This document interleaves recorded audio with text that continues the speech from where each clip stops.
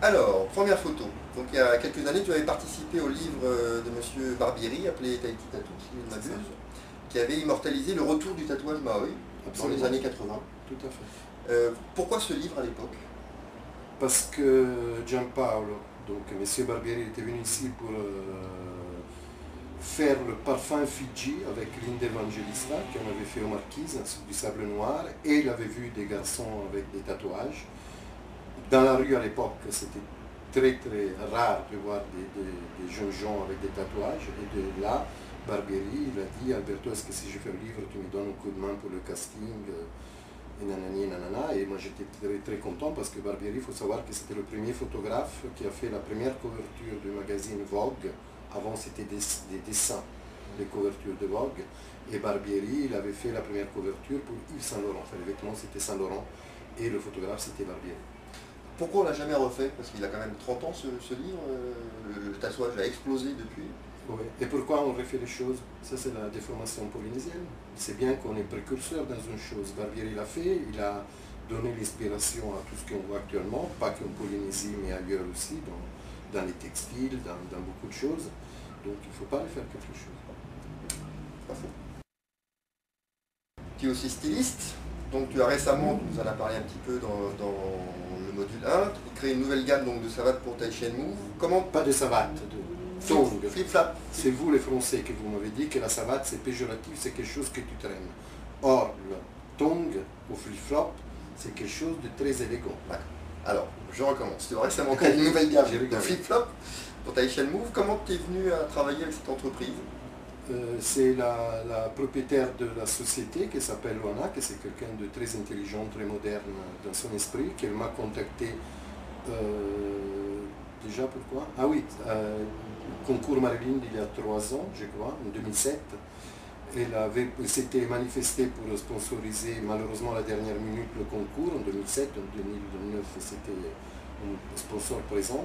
Et elle m'avait demandé, elle s'était renseignée auparavant sans me le dire de mon passé, elle m'a demandé si je ne voulais pas être le directeur artistique de la société. D'accord. Alors, est-ce qu'une tongue, est-ce que ça peut être fashion? C'est très fashion tongue, bien sûr. Si tu regardes chez tous les grands stylistes actuellement, notamment mon styliste préféré en ce moment s'appelle Marc Jacobs, ils ont tous une ligne de tongue, que ce soit les stylistes français, Jean-Paul Gaultier, que ce soit les stylistes italiens Armani et que ce soit les américains Marc Jacobs. C'est très tendance, mais ce n'est pas encore rentré dans la culture de tous les jours en Europe, au contraire des États-Unis.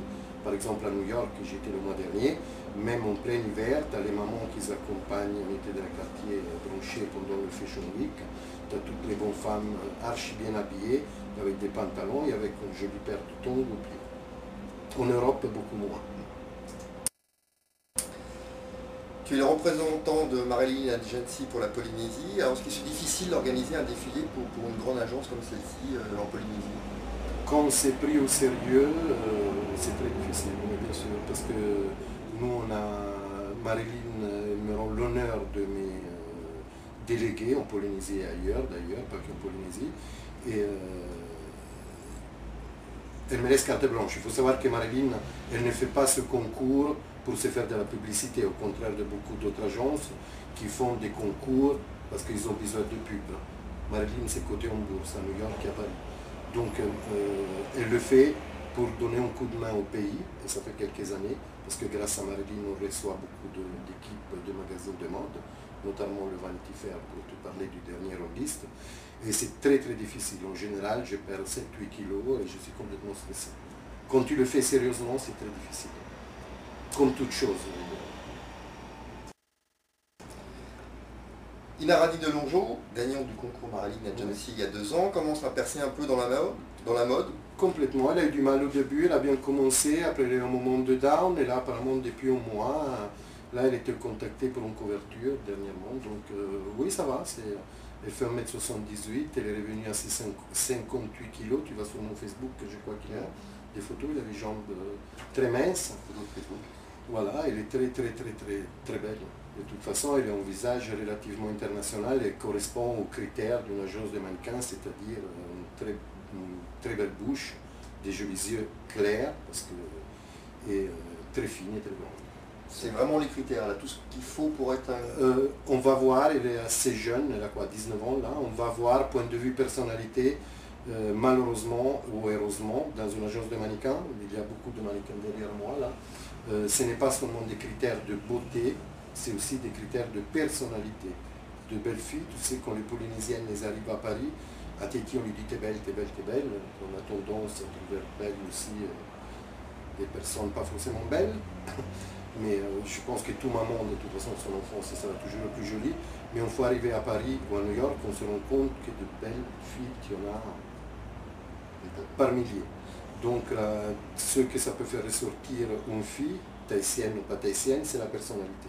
Donc maintenant, nous, on leur donne la carte de visite. On n'a jamais eu la prétention de promettre une carrière. Nous, on donne une très bonne carte de visite.